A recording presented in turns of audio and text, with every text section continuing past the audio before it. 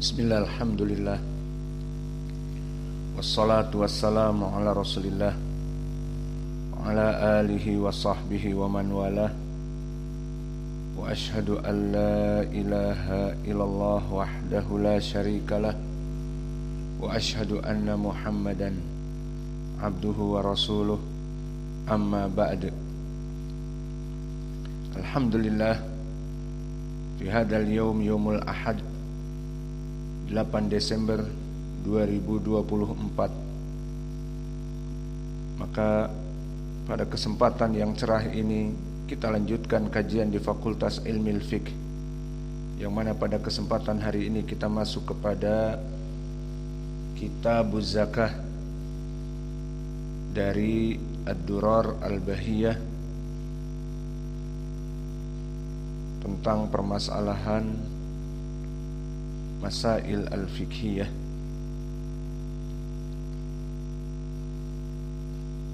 Maka pembahasan kita masuk kepada Kitabuz Zakah. Dan sebelum kita masuk kepada maudhu, maka perlu diketahui apa itu az-zakah. Maka az-zakatu ta'rifuhu atau ta'rifuha, zakat itu definisinya disebutkan oleh para ulama lugatan wastilahan. Maka lugatan, makna zakat adalah at-taharah. Maka makna dari az-zakah itu mensucikan. Maka zakah itu maknanya dari segi lugah, taharah maknanya mensucikan dari perkara-perkara yang jika tidak dikeluarkan zakah tersebut akan memadaratkan, akan menjadi kotor, akan menjadi adab bagi orang yang tidak mengeluarkan uang zakah tersebut. Maka ini dari segi lugah, az-zakah maknanya mensucikan dan juga menumbuhkan ataupun menjadikannya banyak. Maka zakah, barakallahu fikum, dari makna lugah ini diambil dari Al-Quran. Seperti Allah berfirman di dalam surat Taubah, khudh min amwalihim sadaqah tutahhiruhum wa tuzakkihim biha. Maka ambillah, wahai Nabi Muhammad, dari orang-orang kaya sedekah, yakni harta-harta zakat, tutahhiruhum wa tuzakkihim. Syahidnya adalah untuk mensucikan mereka dan tuzakkihim, untuk menumbuhkan harta-harta mereka dan mensucikan harta-harta mereka. Maka ini zakah dari segi al-lughah. Maka dia kembali kepada dua perkara, pensucian ataupun an-numu, menjadikan harta itu lebih banyak dengan dibayar zakatnya. Adapun dari segi syarak, hiya hakun yajibu fi malin khas li ta'ifatin mahsusah fi waqtin mahsus. Maka dari segi istilah, dia adalah harta yang harus dikeluarkan bagi kelompok tertentu di waktu tertentu. Maka kelompok tertentu seperti para petani, nanti akan kita bahas, dan juga para orang-orang yang kaya yang mempunyai perhiasan, dan juga di waktu tertentu seperti zakat al-fitr di waktu tertentu, dan zakat mal di waktu tertentu dari haul as-sanah, yang mana dia itu sudah masuk kepada perputaran 1 tahun dan seterusnya. Adapun az-zakah, barakallahu fikum, setelah kita mengetahui definisinya, maka zakah faridah min faraididdin. Maka dia itu adalah suatu kewajiban yang harus dipenuhi dan hukumnya wajib sesuai dengan Alkitab was sunnah wal ijma'.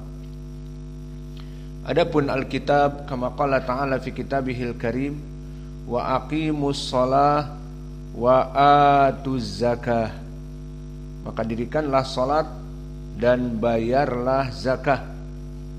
Di surat Al-Muzammil wa aqimus shalah wa atuz zakah, dirikanlah salat berjamaah dan bayarlah zakah. Maka di sini menjadi pendalilan bahwa zakah adalah perkara yang wajib.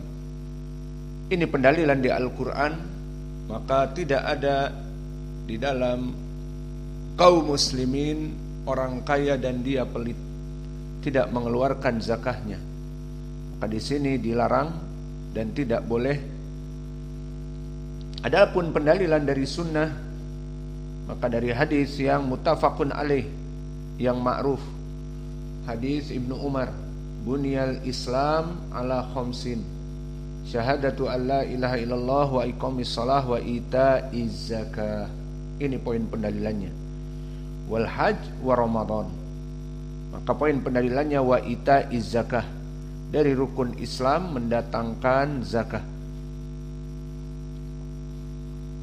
Dan begitupun di hadis muttafaqun alaih dari Ibni Abbas, bahwa Nabi Muhammad SAW di saat mengutus Mu'adz ke Yaman, ba'atsa Rasulullah sallallahu alaihi wasallam Mu'adzan ilal Yaman, maka apa yang diwanti-wantikan oleh Nabi, ajari mereka syahadat la ilaha illallah. Maka jika mereka telah masuk Islam, ajari mereka as-shalah. Maka setelah mereka mengetahui as-shalah, a'limhum annallaha iftarada alaihim shadaqatan fi amwalihim, yang mana sedekah di sini tu'khadu min agniyaihim faturaddu ala fuqaraihim. Maka maknanya setelah diajari syahadah, kemudian shalah, kemudian diajari az-zakah, yang mana zakah itu tu'khadu min agniyaihim, diambil dari rangkayo mereka, kemudian diberikan kepada orang-orang fakir miskin dari mereka. Maka ini yang diinginkan dengan az-zakah, tu'khadu min agniyaihim faturaddu ila fuqaraihim. Maka berbeda sekali antara zakah dengan pajak. Antum lihat pajak, orang yang miskin pun kena pajak, orang nyapu di jalanan kena pajak, orang yang kaya raya yang 1 bulan bekerja misalnya dengan pemerintah 30 juta kena pajak, orang miskin nyapu di jalanan kena pajak. Maka pajak dengan zakah berbeda. Bahkan pajak pun kena kepada orang-orang yang makan mewah, makan di restoran kena pajak, makan saja di restoran kena pajak 10% ataupun beberapa persen. Maka beda antara pajak dengan zakah. Zakah hanya diambil dari orang-orang kaya saja, diputar uang, dibagikan ke siapa? Ke orang miskin. Maka zakah jika dipraktekkan, kaum muslimin akan makmur, karena kaum muslimin tidak diambil dari orang-orang miskinnya zakah, tapi zakah diambil dari orang-orang kaya dan diputar kepada orang-orang miskin. Maka inilah dari definisi zakah secara lugatan dan istilahan, dan ini pendalilan dari Al-Quran dan Sunnah tentang kewajibannya. Dan kewajibannya juga masuk kepada al-ijma', seperti dinukilkan Ibnu Hazm dan juga An-Nawawi dan Ibnu Qudamah dan Ibnu Rushd. Maka zakah ini hukumnya wajib secara ijma', dan juga tadi kami sebutkan pendalilannya juga wajib, dan wajibnya di sini secara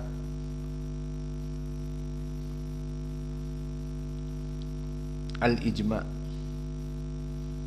Lalu bagaimana mereka orang-orang yang tidak mau membayar zakah. Maka jika dia tidak mau membayar zakah dikarenakan pelit, maka dia akan mendapatkan ukubah. Yang mana ukubah di sini banyak sekali di dalam hadis-hadis dan bahkan di dalam Al-Quran. Lalu jika menolaknya dikarenakan jahidan liwujubiha, mengatakan bahwa hukumnya bukan wajib lagi, maka dia telah kafir. Bukan pelit, tetapi menganggap bahwa zakat itu bukan kewajiban lagi. Maka di sini hukumnya adalah kafir, keluar dari Islam. Adapun bagi mereka orang-orang yang menafikan zakat dikarenakan pelit, maka dia di sini hukumnya masih muslim, namun asi, bermaksiat kepada Allah.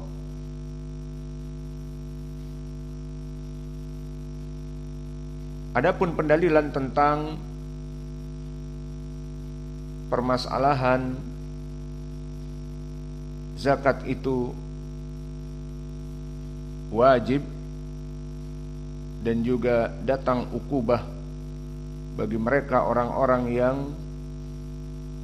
tidak mau untuk membayar zakat secara pelit, banyak sekali pendalilannya, di antaranya di Al-Quran dan hadis-hadis yang menjelaskan bagaimana adab dan iqab dari Allah.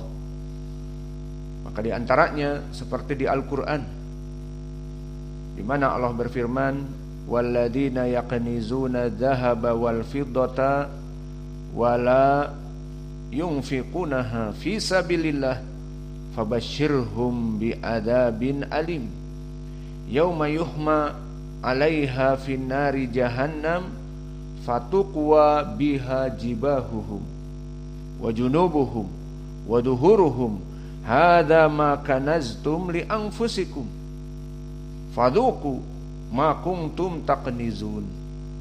Maka di dalam ayat yang keras dan gamblang ini, bagi mereka orang-orang yang bakhil, yang tidak mau membayar zakah, sehingga mereka mempunyai perhiasan-perhiasan dan tidak dizakatkan, maka bagi mereka orang-orang yang menumpuk harta dari perhiasan emas dan perak dan tidak mau menginfakkan di jalan Allah, fabashirhum bi'adabin alim, maka berikanlah kabar gembira kepada mereka dengan adab yang perih dan pedih, di adab di hari kiamat kelak, di mana pada saat itu akan dipanaskan apa-apa yang mereka simpankan dari besi-besi, maksudnya dari besi yang berharga seperti emas dan perak, kemudian akan dicairkan.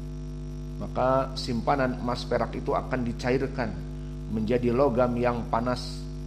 Fatuqwa biha jibahuhum wa junubuhum wa duhuruhum, maka kemudian akan disetrikakan atau dicairkan kepada wajah-wajah mereka, jidat-jidat mereka, punggung-punggung mereka, juga dari badan-badan mereka.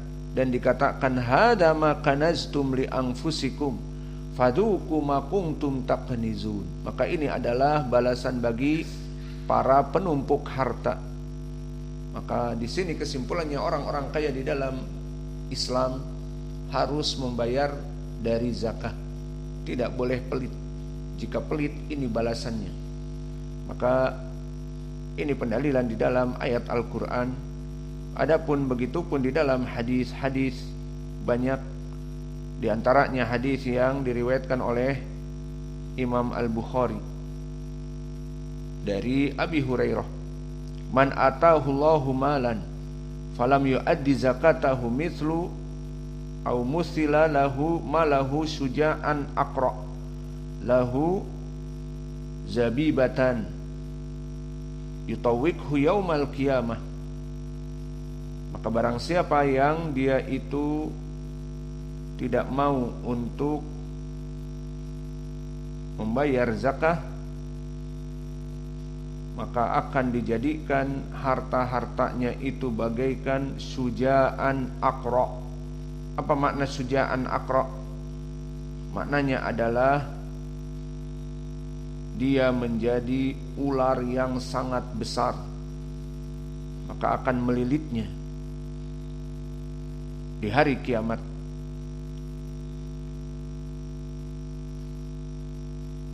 Maka ini adalah dari mereka orang-orang yang mempunyai harta tetapi tidak mau untuk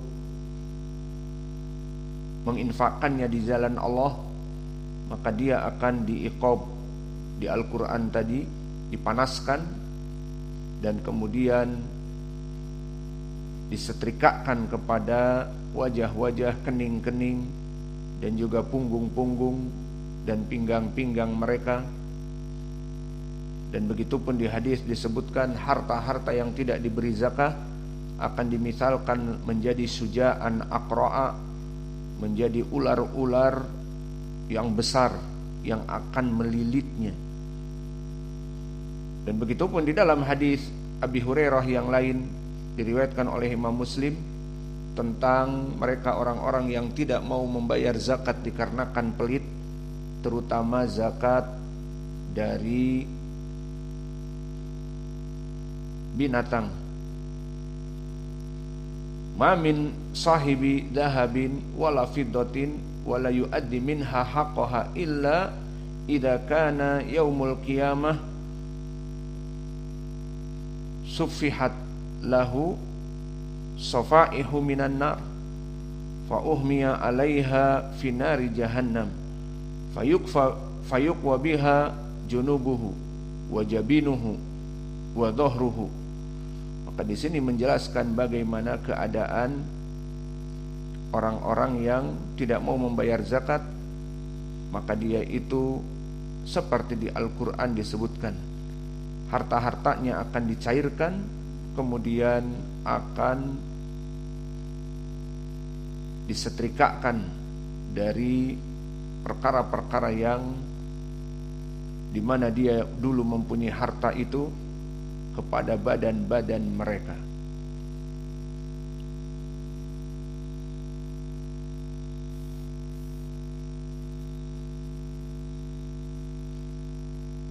Dan begitu pun telah datang di dalam hadis-hadis dan nanti akan kita lewati bagi mereka orang-orang yang tidak mau membayar zakat hewan, maka akan dijadikan binatang-binatang tersebut menjadi binatang yang besar dan akan menanduknya dan akan dibopong oleh orang-orang yang tidak membayar zakat tersebut.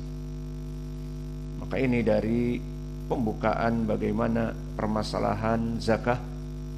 Maka qala al-muallif tajibu fil amwal allati satati idza kana al-maliku mukallafan. Maka wajib diambil dari harta-harta bagi mereka orang-orang yang mukallaf. Maka maknanya di sini bagi mereka orang-orang yang mempunyai harta. Adapun orang-orang miskin tidak ada zakatnya. Justru dia yang menerima zakah. Maka di dalam Islam orang miskin menerima zakah. Yang kaya yang diambil dari uangnya, bukan yang miskin dan yang papa diambil uangnya, tidak. Al-babul awal babu zakatil hayawan. Maka bab yang pertama bab tentang zakat binatang. Maka binatang ternak yang kita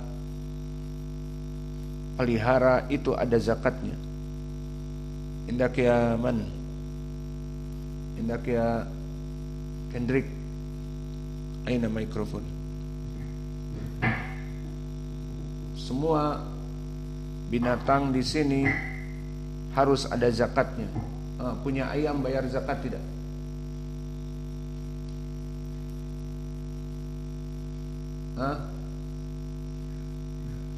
Enggak. Kenapa? Kan punya ayam 1000 ayam. Berapa uang masuk?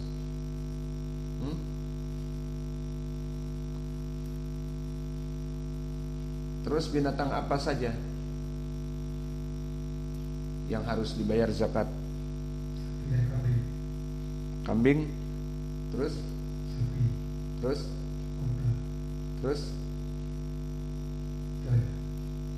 Kalau punya lele, perusahaan lele atau nila, maka qala al-muallif innama ahsantum tajibu minhu fin na'am wa hiya al-ibilu wal baqaru wal ghanamu. Maka kewajiban membayar zakat binatang hanya pada 3 perkara. Al-ibil unta, wal baqaru sapi, wal ghanamu kambing. Dan tentang permasalahan unta di sini yang akan kita bahas, dan pembahasannya tentunya tidak secara detail, namun penting untuk diketahui. Kenapa tidak secara detail? Karena prakteknya di negeri kita tidak ada unta. Siapa yang tajir unta? Ada tajir punya unta 1000 unta, punya? Ada. Kebanyakan wallahu a'lam tidak ada yang mempunyai sampai 1000 unta. Ada unta-unta namun di Hadikatul Hayawan, in the zoo, di Hadikatul Hayawan. Maka qala al-muallif al-faslul awal nisabul ibil. Maka nisabnya untuk perhitungan unta. Idza balagatil ibilu khamsan fa fiha syah. Jika seseorang mempunyai 5 unta, maka zakatnya harus 1 kambing. Jadi lihat bagaimana dia dalam setiap tahun.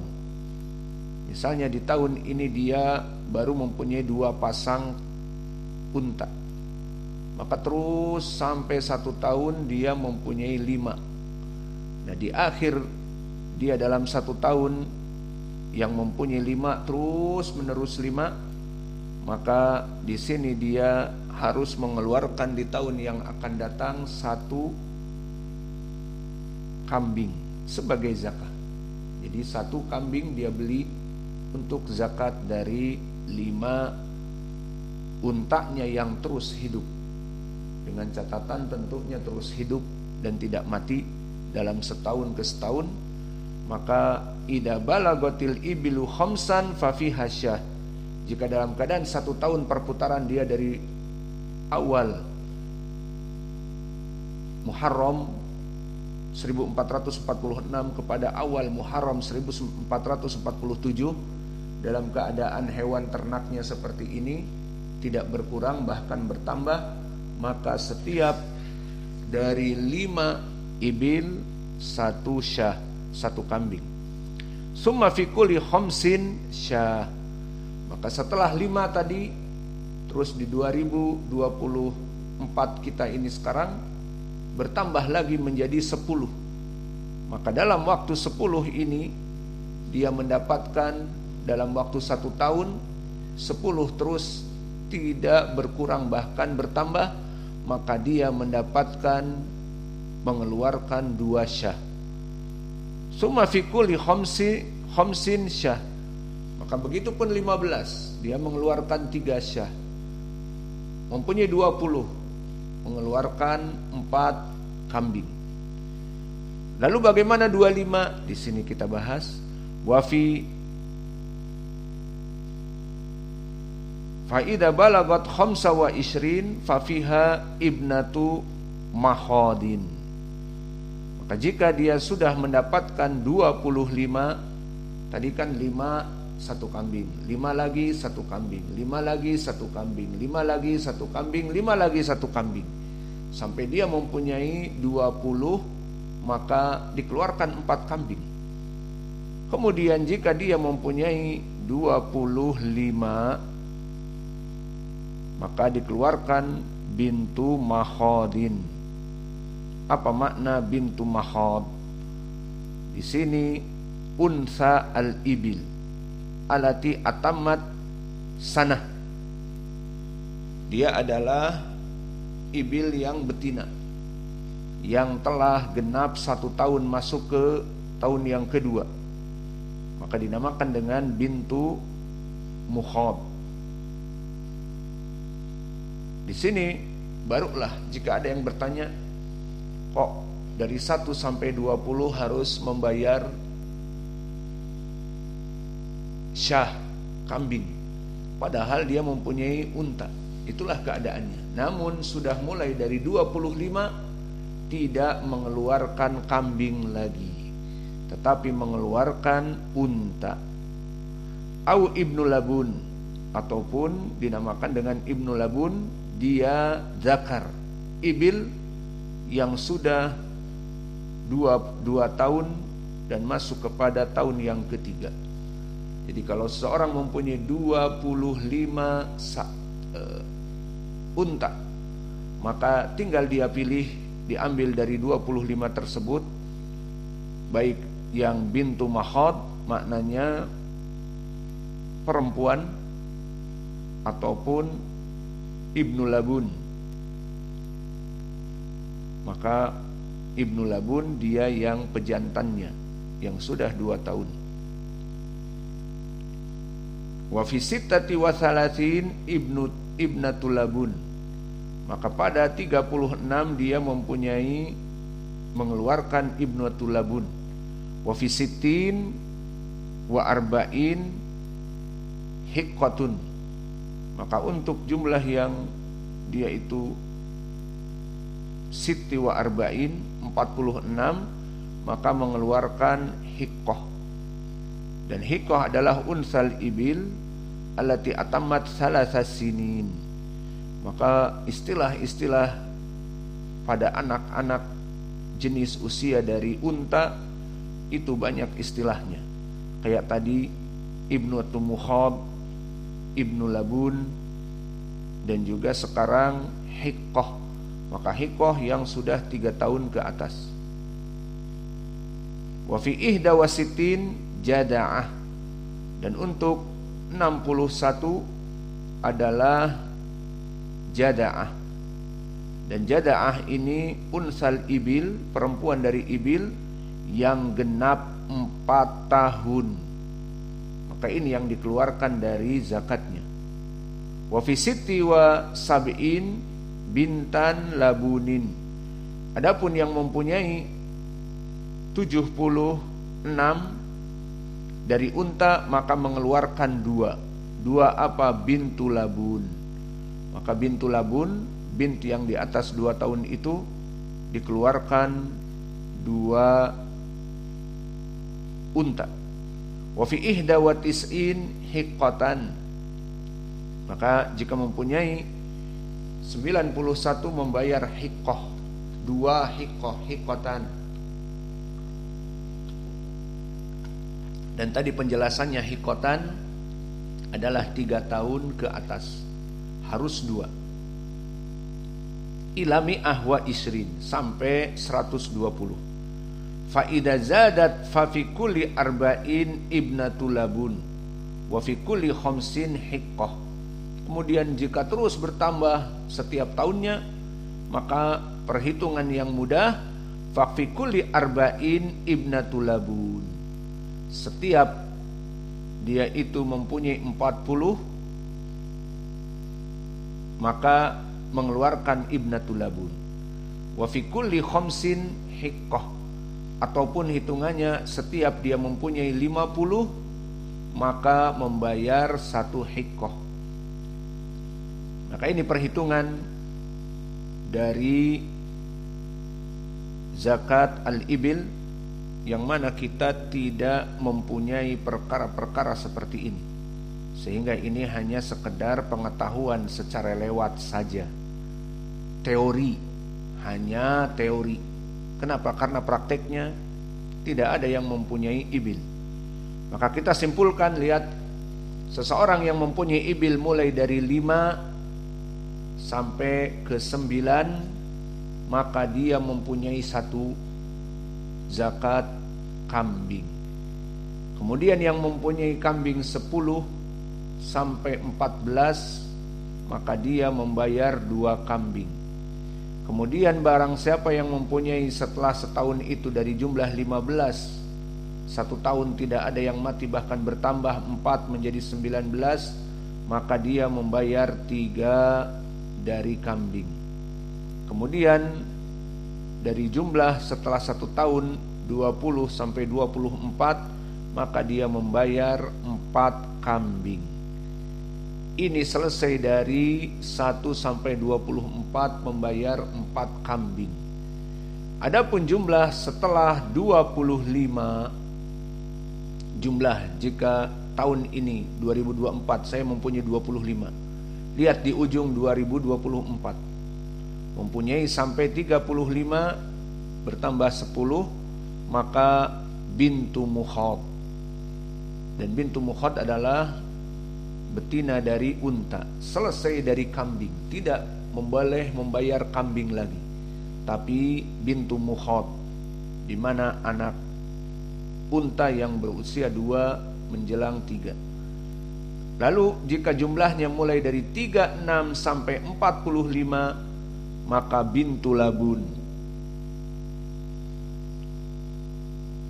ataupun dakar yang berusia 2 tahun. Lalu jumlah 46 sampai 60 adalah hiqqah, di atas dari 3 tahun. Jumlahnya tadi 46 sampai 60. Dan jumlah dari 61 sampai 75 jada'ah. Apa itu jada'ah? Di atas 4 tahun. Lalu jumlah 76 sampai 90 tahun binta labunin, 2 anak dari unta, binta labun. Dan dari jumlah 91 sampai 120 hiqqatan, 2 dari unta yang sudah berusia 4 tahun ke atas.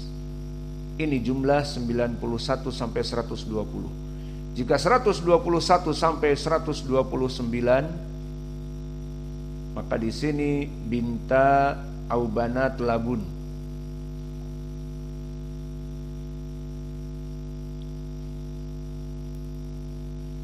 Dan kemudian disebutkan di dalam hadis, di dalam matan, jika terus bertambah maka kulli arba'in ibnatul labun wa fi kulli khamsin hiqqah. Maka misalnya seseorang mempunyai 200 unta, bagaimana? Agar tidak pusing, disebutkan oleh Nabi, jika mempunyai terus bertambah, seseorang mempunyai 200 unta di tahun 2024 terus sampai kepada 2025 terus bertambah, ya sudah, selama dia mempunyai binatang yang terus bertambah dan semakin banyak semakin pesat perkembangannya. Orang mempunyai 200, setahun dia akan mempunyai 300, 400, karena semua mempunyai anak. Faida zadat fafikuli arba'in ibnatu labun. Contohnya, dia mempunyai 200 pada tahun ini, sudah lewat. Nah, 200 bagaimana ngitungnya? Masuk kepada yang perkara mudah. Fikuli arba'in ibnu talabun. Maka 200 dibagi 40 berapa? 5. Maka setiap 40 dari 200 itu ibnatul labun. Berarti kalau 200 dibagi 4 menjadi 5.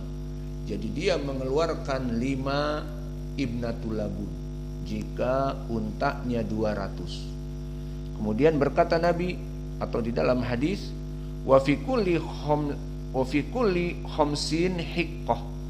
Jika punya 200 juga, maka 200 dibagi 50, 4. Maka dia mengeluarkan 4 dari hiqqah. Maka kesimpulannya, kalau kita kembali kepada permasalahan perhitungan yang banyak, maka dipilih mau dihitung 40 ataupun mau dihitung 50.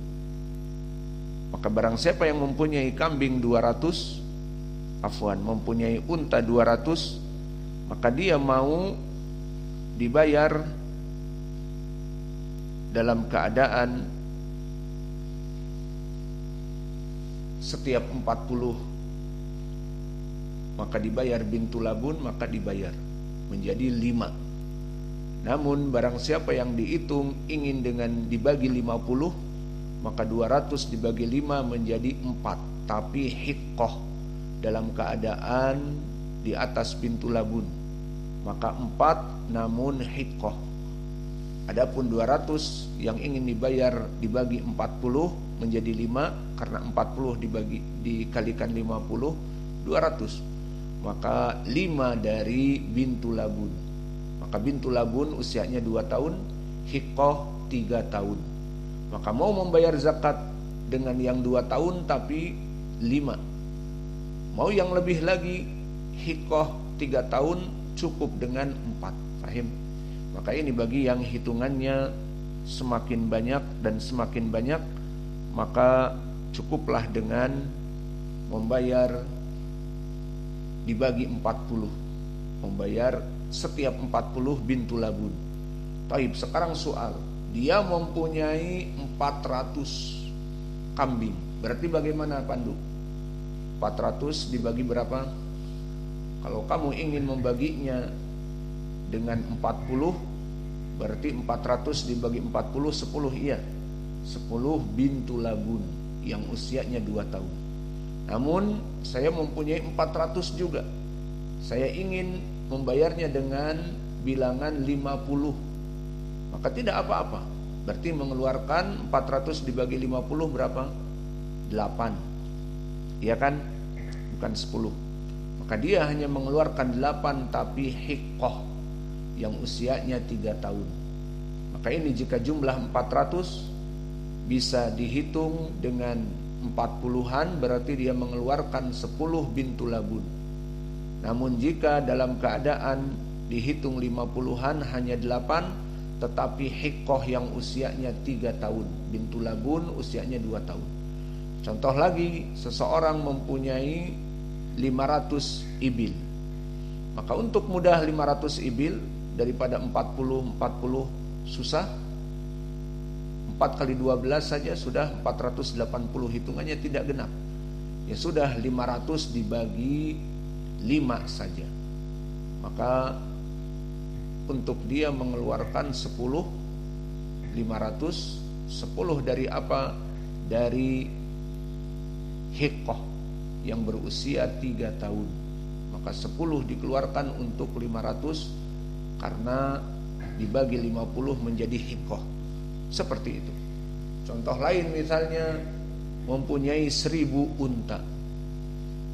Bagaimana perhitungan 1000 unta? Seperti tadi saja, 50 hiqqah. Maka dia mengeluarkan 20 hiqqah dari 1000 untanya. Maka di sini kesimpulannya bahwa orang-orang yang mempunyai ibil, maka dilihat dalam keadaan semakin dia bertambah dan bertambah pesat, semakin banyak, maka kembali kepada hitungan arba'in atau khamsin, tergantung kelipatan. Kalau 1.200.000 F1 1.200, maka dia bagi menjadi 4 lebih mudah, ya apa tidak?